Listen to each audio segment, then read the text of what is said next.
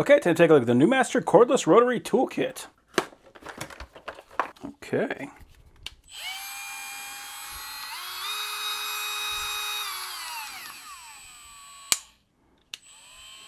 Nice. So one thing that this has that a lot of them don't have is that it actually remembers the previous speed that I was running it at. So I stopped it at the lowest speed. I'm going to turn it back on. It's back at the lowest speed. Now why it's nice is because I can turn this up to the highest speed, which is where I'm going to be running at. And it's actually kind of nice because it's not really that loud. And then anytime I want to use it, all I got to do is flick the switch and I already know I'm going to be where I want to be. We do have a very nice rubber coating all the way around it, which I really like. Actually got a loop on there, so if we want to, we can hang this thing up. That's nice. It's got a USB-C charging port. On the top, we got our lock buttons, so when we spin this thing around, we can lock that so that we don't have to have a wrench to hold this chuck. In the box, we also got our charging cable. This is USB-A to USB-C. We got a little pouch. That's nice. And we have a collection of bits. So we got a bunch of these cutoff wheels, which is great. And we got two different sizes, so if we need to fit into a tight area, we can use that. Most of the time, I'm going to be using these. We got a bunch of sanding wheels, we got some buffing pads, and we got sanding pads.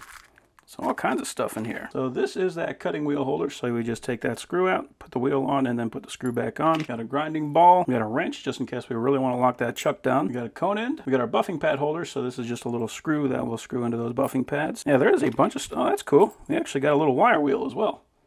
That's nice. We got a drill, we got another cutting wheel holder. This is our sanding roller holder, so we just put those sanding wheels on it and then tighten that screw down. That will press that out to make sure it holds it in place. Yeah, there's a bunch of great stuff in here. Now what I'm going to be using this for is a tungsten sharpener. And this does actually come apart. This guy will thread right onto there.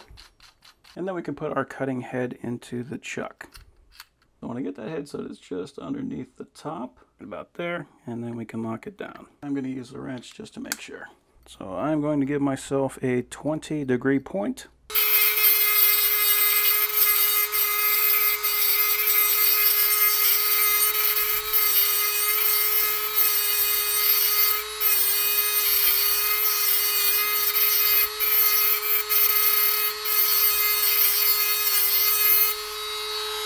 And there we go. So that tungsten is ready to weld. So yeah, that is a pretty awesome little tool. And it's so much nicer than having one of those where you actually have it plugged in. Having a portable rotary tool is always handy.